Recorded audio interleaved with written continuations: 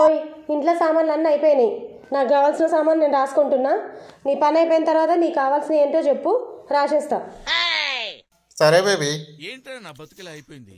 Foundation, lipstick, Kajal, face wash, moisturising cream. ఖతం. అయిందా నీ పని? చెప్తే రాసుకుంటా. వస్తున్నా, చేతి కడుక్కున్నా. చెప్పు ఏందో నీకేం కావాలో. ఒకటి రిన్ లిక్విడ్, ఎక్సో బారు, అర్ధ కిలో పల్లీలు, ఒకటి రెడ్ లేబుల్.